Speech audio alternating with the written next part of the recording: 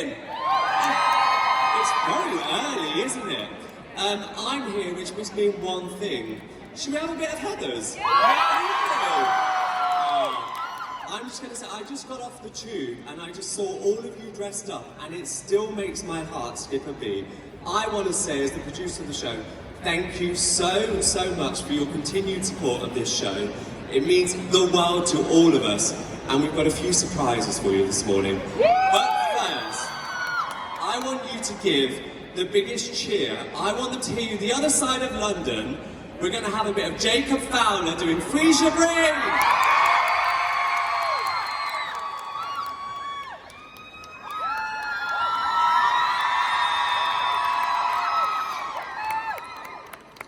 Hello everybody.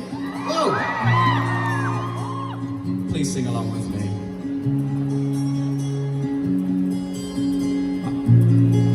Sorry, I don't know if that came in at the right time, or was that me? Please can we start again? Did anyone else come in without me? Wait, let's listen for it. Shh, everyone listen. Everyone say great. Woo! I heard it that time. I've been through 10 high schools, they start to get blurry. No point planting roots, cause you're gone in a hurry. My dad keeps the suitcases packed in the den, so it's only a matter of when. I don't learn the names, don't bother with faces. All I can trust is this concrete oasis. Seems every time I'm about to despair, there is a 7-Eleven right there. Each store is the same, from Las Vegas to Boston. Then only a mile that I love to get lost in. My gray and my older slush. Here I live for that sweet frozen rush.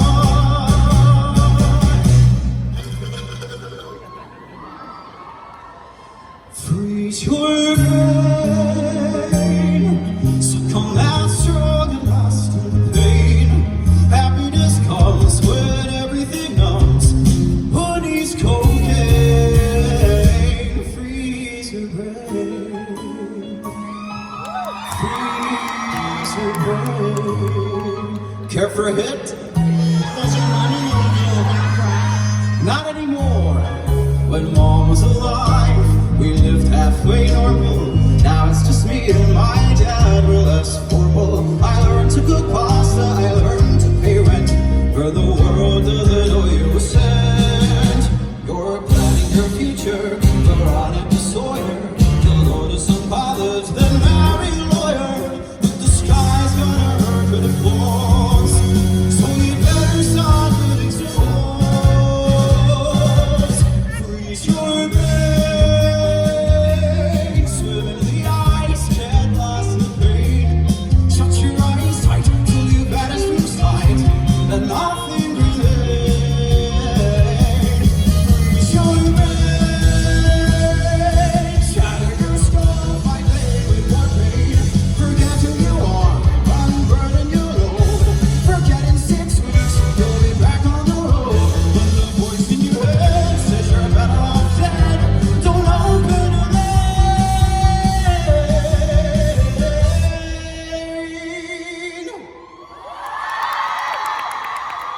Just freeze your brain, freeze your brain. Go on and freeze your brain. Try it.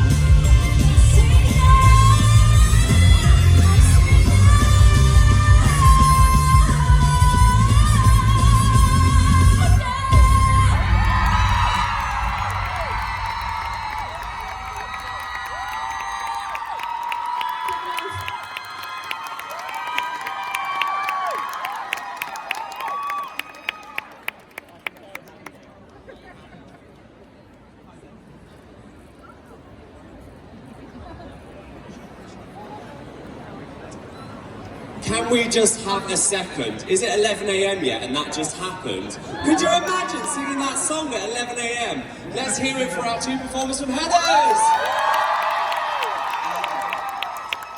Listen, I've got a right treat for you. We have Larry O'Keefe, our writer, Andy Fickman, our director, and Gary Lloyd, our choreographer. Please make the most of our noise you're going to make all day. Go! Here we are. Look at these chairs. Look. Which one do you want? A special guest? You have host. This is absolutely thrilling. These are some of the brains that made Heathers happen. How long ago was it that I first called you, Larry, and said, I've got this mad idea. I want to do a bit of Heathers. 5 years? It was December 21st, 2016. 2016? Yes. And what were your words to me? My words to you were, hi, you're awesome. Because we met, you'd seen Heathers in 2014 off Broadway, and then you called 2 years later, and I thought, oh, that was that nice man with the beautiful hair. And you said, we've got this theater called the Other Palace. Amazing place. And we want to do a workshop. And you said, yes. And then I met you, and I remember Larry saying, there's this director called Andy Fickman. And I was like, I've heard about him. I was like, should I go meet him? And I did. And you were like, I'll come over to London. I was like, I'll come over to London. I'll bring him to London. I'll bring Kevin Murphy to London. And we will do Heathers in London with you. And what we didn't know, what is apparent right now, is the key to the success in London was all of you. And then I remember we were trying to work out who the team were that we put around it. And there was only one choreographer that I thought could do it, and it was Gary Lloyd. And Gary and I worked on a production of Carrie many moons before, and I was like, you must meet Gary. And then from that moment, it was a match made in heaven. We fell in love, we met Gary, we knew how great he was, but we needed somebody to join our creative team that fit with the three of us. And Gary fit with us on day one and has never left our side. Apparently, Gary was also willing to wear a nice jacket, and I'm just a slobby American. I read the email. So let's get to like the root of it. Larry, at what point was it you like, I've got this film of Heathers, I want to turn it into a musical? At what point did that happen? It was, I guess, the late aughts when my old friends Andy Fickman and Kevin Murphy, the geniuses behind. Friends, though? They're not friends, they hate Sure. each other. For stage purposes, why not? But I had already met them when they did an amazing show that you guys should see called Reefer Madness, an amazing musical. Woo! And I had been jealous of them and their talent. We'd been trying to find something to work on, and they found me in, I guess, the late aughts and said, hey, you know that Heathers show that wrecked all of our childhoods? And that, you know, traumatized a generation. Yes, we should make a musical out of that. And we did. Andy, when you got involved, what was it about Heathers that made you connect to it or think that it could resonate with so many people? The Heathers, much like Larry and much like Kevin, was a movie that was really instrumental in our childhood. And when people came to me and said, do you think Heathers can be a musical? 100% I said yes. And then sitting down with Kevin and Larry and trying to convince them, we all watched the movie, and it was Larry who said, boy, it ends really dark. I'd like to find some hope at the end. I'd like to find Veronica and Mark. I'd like to give hope.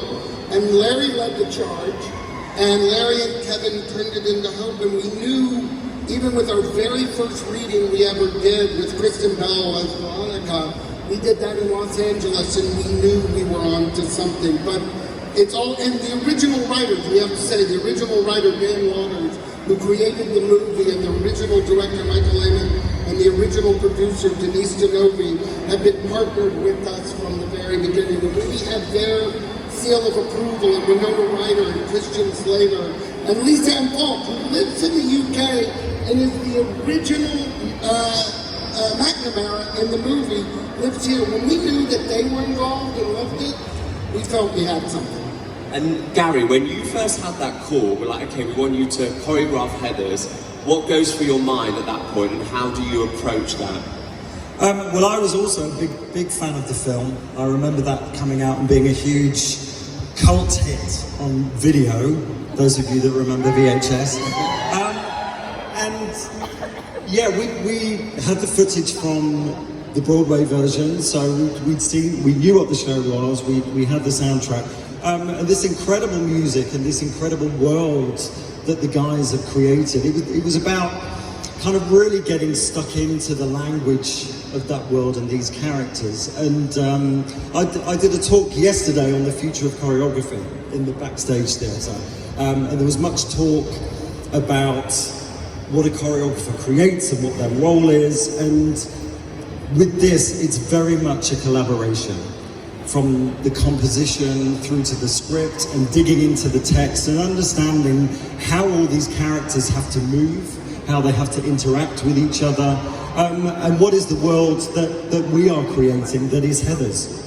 I will never, ever, ever forget that first preview. Whenever you go into making a show, we'd obviously done the workshop and we were like, well, we think it's good, but will anyone else think it's good? And I remember being at the other palace for that first performance, and we all sat there and just held hands, and the roar that happened, and we were like, oh, okay, we're just going to have 10 weeks at the other palace, it'll be really lovely. And then we got the opportunity to go to the theatre or Haymarket, and we couldn't believe our luck, could we?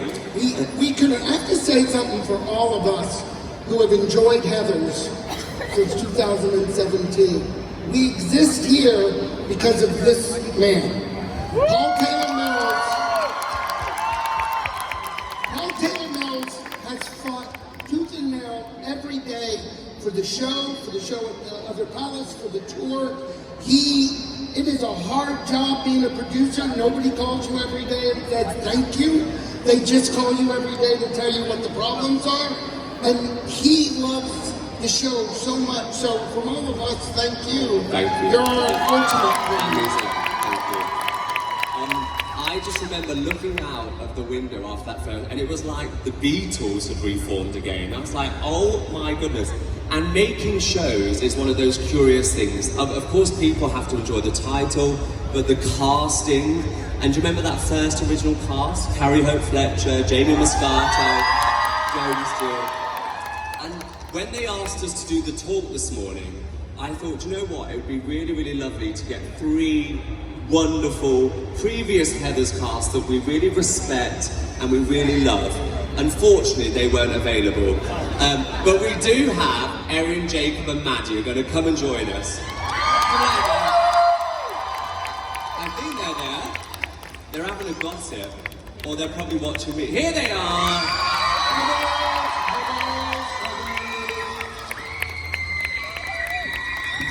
Why did you not get the tall chairs? Oh, I thought we had Jacob. We don't have Jacob, we have you. We have Verity. Oh my God! So I went to see the tour in Guildford on Friday. You are exceptional. I can't say you're my favourite Chandler because Maddie is sat right next to me. And she'll kill me. Oh, here's Jacob, is it?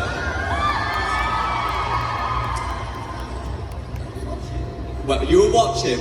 Was it good? Okay, thanks, babe. Thanks, babe. Can I just tell a Jacob story? Because I think it is exactly what Heathers is like. And honestly, just looking out and seeing so many people dressed as Veronica and like, it just makes us happy. One day I got an email from Jacob who said essentially he was a fan of the show and hoped someday he would get a chance to audition. Cut to, he has been one of our most powerful and successful JDs we've ever had, and it's because he reached out. That is a fan who wrote out and said, I want to be considered, and we not only considered him, we said the part's yours. So all dreams can lead to any number of routes to get onto this stage. I think what Andy's saying is everybody should email him and just get your phones out and I'll give you his email address now. It's What I'm also Andy. saying is I'm realizing, how did you get my email? It was Instagram. Everyone DM Andy Oh, on Instagram. That's fine. So tell us about your Heather story first of all. So My Heather story started in lockdown when I got a self-tape request through, and I was actually in for Veronica. you for Veronica? Yeah, and I remember saying to my agent, I was like, I'm not a Veronica. She was like, just do the tape.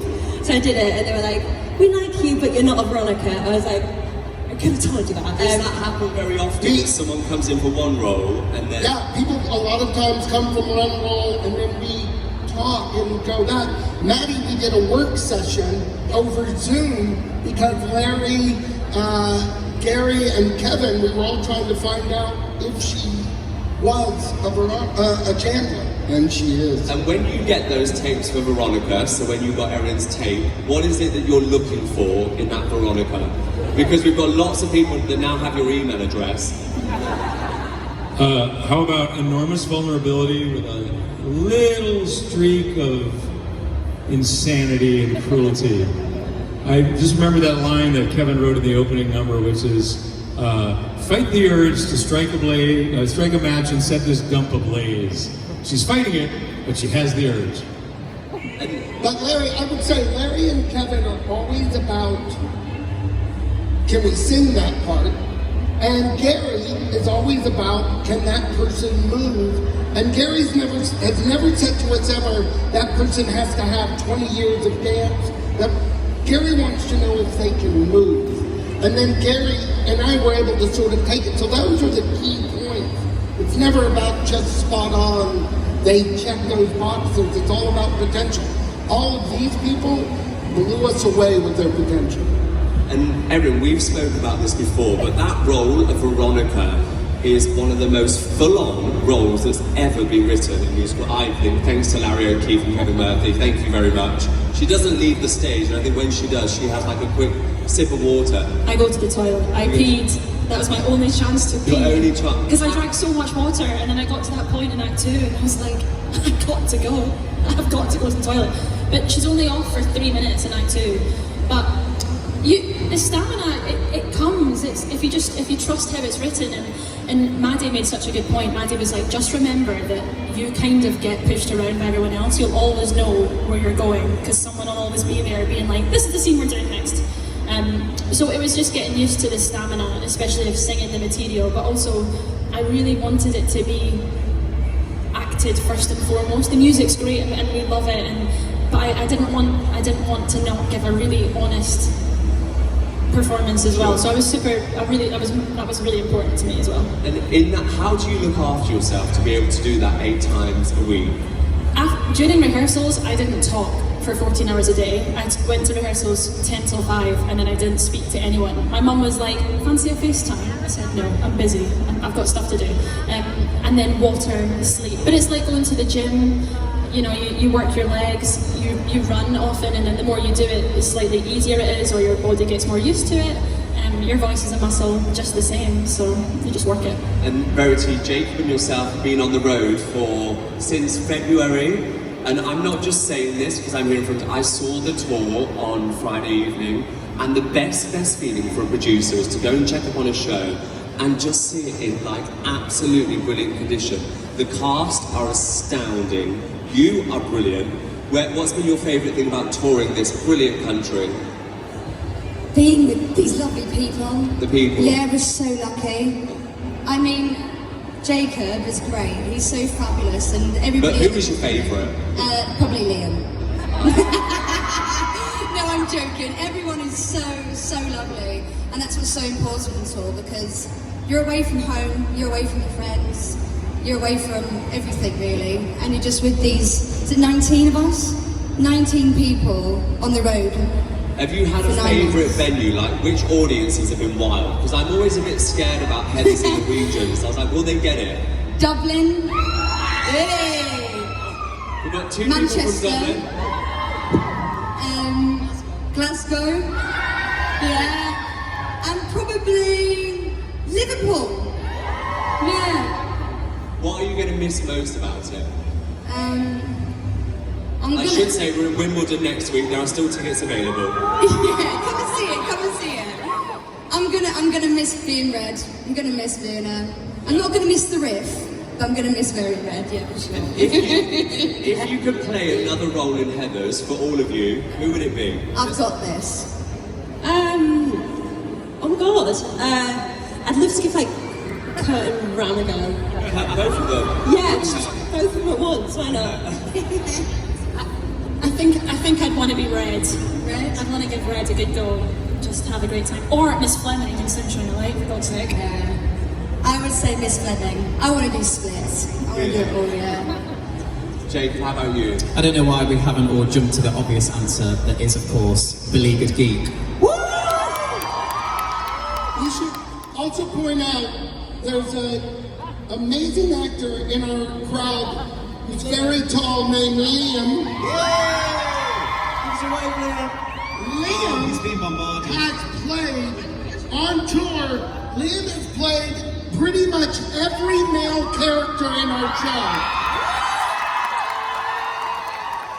So, if it comes to dreams, and that's something about all of them, including Liam, they are stepping into shoes that were cemented here. So when we started and we had Carrie as Veronica and we had Jody as Chandler and we had Jamie as JD, all we ever asked from all of our actors we're not looking for anyone to imitate them, we're looking for your version.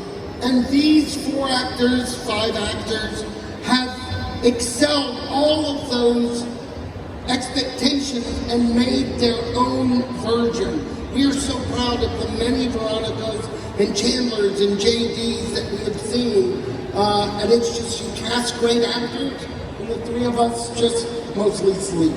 And we say this all the time, but the reason Heathers works is it really is when you enter that family, and you are brilliant at leading this, it really is a family. And once you are in it, and yes, it's a job and it's a show, but once you are in it, there's almost like an unspoken complicity amongst those people, because it's a huge amount of pressure, isn't it? Like when you first got it, were you terrified? Oh my god, so terrified. How do you deal with that? I guess you just kind of just gotta do it, really. Like you just gotta just go for it. Like you can be scared, like nervous, everything, but I think you just gotta go head first into it. How many times did you play Chandler? I think it was about, I want to say about 470 shows, I think. Somewhere around that, I don't know. 470. Something like that. And did you, at the 469, did you still get scared? No, not really. There was some shows where I think when you do something like so often, like there's so many points in the show where I'm literally like, oh my god, I hate this part of the show. It kind of changed every, sorry, not that I hate the show, but like there's some point when you get it in your head and you're like, oh my god, the bit that's stressing me out this week is coming. Your mind like makes up things and you're like, this is the bit for me this week. So it just kind of changed every week, but there's some weeks that were just very chill. But yeah. And I imagine in the crowd here that we've got lots of aspiring performers or people that might like to think that one day they might be in a show. Erin, if you had a bit of advice for perhaps people that maybe it's Heathers or maybe it's another show, but wants to pursue a career in this industry, what would you? I always look at the industry as a motorway, and we're all going in the same direction, but there's different junctions and there's different lanes, and even on the lanes there's different cars, colours, models, everything. And it doesn't matter if you get overtaken or undertaken, because we're all on our own journey. It's so individual. I had people in my year work straight away, straight into Les Mis, straight into Wicked, Sam Thomas. Oh my goodness, flew, and I didn't, and I waited 6 years, and now I get to say that I know and I've worked with all these amazing people, and my journey was so different to someone else's. So it is so individual, and you have to believe in yourself more than anyone. But don't be frustrated. And Andy, our now very, very big show is obviously done. We've been to the West End twice, we've had 2 tours, we have been at the Other Palace for 82 years. what is, if there was a hope of what we do going forward, not that I'm allowed to tease anything, but what would that be? We did the pro shot. It feels like we've done everything there is to do. But what is your hope for our show going forward? Honestly, the connection to... Got a few West End theatre owners here that are offering us a theatre, I think. My hope always for Heathers is that Heathers has a life that continues, so more people can discover it, more people can come to Westerburg, more people can come to Sherwood, and the fact that we've met so many people that the show has affected and has helped at various times. What Larry and Kevin created, what Gary has brought to life with this emotional and beautiful and amazing dance. To hear people talk about how it changes their lives, I want Heathers to keep changing lives, so I just need to keep going and going and going. And let's start with Gary, but I want all of you to tell me your favourite Heathers memory. Let's start with Larry. No, okay.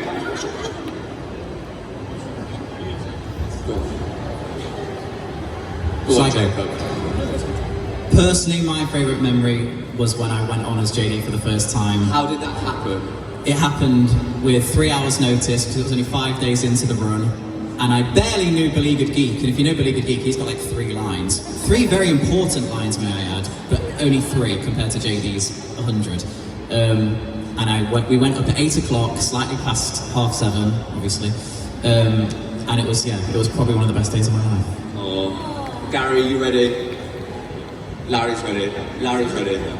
I think my favorite memory was at the tail end of the Other Palace run in 2018, when one of the producers came up to me and said, Larry, you know, Act 2 really needs a song, an extra song for Veronica over and above what you've got. It needs some kind Your of... British accent is very good. Thank you very much. Thank you. It needs a great ballad, a sort of a memory, or Don't Cry for Me Argentina. And I had no idea who this guy is. So I said, Mr. Lloyd Webber, I'll try. I'll see what we can do. And after a couple of tries, we came up with this song, which was called, at the time, Just Say No. And we handed it to these producers, and they're like, well, there is this song from the 1980s called Just Say No, and it's a rap song against drugs, and we don't like it. So, no. And so we fought and got the song, and we changed the title, and we fought and we got it in. So the night that it went in, with Carrie Hope Fletcher singing I Say No, a song that had never existed in the American version. New material we didn't know we needed, and that guy, whatever his name, Lloyd, whatever, he was right. And it went over, it changed things, it made the show brand new in a wonderful way that we didn't know. So thank you, Britton. And Gary, how about for you, Larry? Okay, so mine's really obvious, and it kind of precedes Larry's story, but it has to be, I think, being in the room when we first started creating this production, and being in a room with all of you, and not really knowing what this was going to be, and creating it with Carrie and Jamie and that incredible OG cast, and not knowing that we were going to walk into the awards and the pro shot and COVID and coming back from COVID and all of that. So I think that's a very, very special memory for me, because that is what has led us here today. And actually, I wanted to say earlier that the pressure for all of these guys and for us, and the joy for us, is that you know this show better than we do. It's true. And to see all of you performing our choreography and singing our lyrics and our music and our staging is such a privilege for us. So I just want to say a big thank you to all of you for that. And I think we're going to jump straight to Andy, because I'm being waved at. So Andy, what's your favourite Heathers memory? Hands down, nothing tops this. Does everybody know the song Shine a Light? In Shine a Light, Fleming must find a Steve in the audience. And there's a lot of discussion always backstage, so everybody knows who we're going to point to. And sometimes it's somebody we know, sometimes not, but it's got to be somebody that the audience can see. We were at the Royal Haymarket, and that particular production, our amazing choreographer, Gary, and his wildly lovely, handsome husband, and their amazingly, stunningly beautiful son were in the box, the fancy box, and watching the show leaning out. When Shine a Light happened, Gary leaned back, and the only one leaning forward was his son, who was how old at the time? 7. But from stage, they could not tell that the audience couldn't see Gary, and so his amazing son became Steve. And the entire audience was watching Fleming, was it Lauren Ward, literally talking to Steve about their relationship. His son is leaning forward like, what are you talking about? And Gary had no idea, the cast had no idea, us in the audience realized that was the most inappropriate, awkward, but brilliant moment in Heather's history. Well, listen, as we round this up, God, that's gone really, really quick, hasn't it? Thank you so much, because we don't get to do our jobs without the support of our audiences, and our audiences are the best. And we're going to have one more treat from the ladies with us now. But I just want to say, I say this all the time, I can't promise no more Heathers. The thing about hit shows is once you've got a hit show, it's a hit show, and it's there forever. And it's an absolute privilege to work with all of you, and I'm very lucky to have you. Now, shall we have a bit of candy store? Here's Andy Finkler with Candy Store. I'm joking. Please put your hands together for our female group.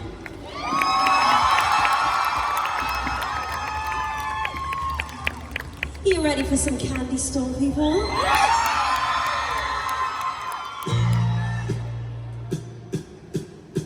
Are we gonna have a problem? You got a bone to pick. You've come so far, why now are you pulling on my dick? I'd normally slap your face off, and everyone here could watch. But I'm pretty nice, here's some advice. Listen up, biatch!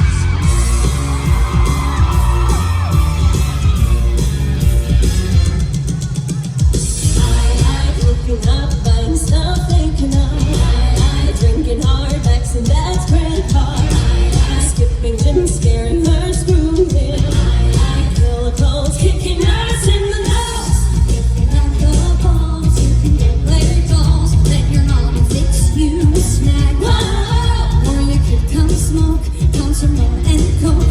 In my Porsche with the quarterback. Whoa, whoa, whoa. Honey, what you waiting for? Welcome to my candy store. Time for you to prove you're not a loser anymore. Step into my candy store. Nice time at your feet, pay the check, help you cheap. All you have to do is say goodbye to Shamu. That freak's not your friend, I can tell in the end. If she had your shot, she would leave you to rot. Of course, you don't care if I go in her hair. Sexy street is on. Or forget that creep and get in my dream. Let's go tear off someone's love. Honey, what you waiting for? Welcome to my candy store. You're just gonna prove you're not a pussy anymore. Let's step into my candy store. You can join the team, or you can bitch and moan. You can live the dream, or you can die alone. You can fly with eagles, or if you prefer, keep on testing me and end up like her. Any martyrs in? You all know this bit.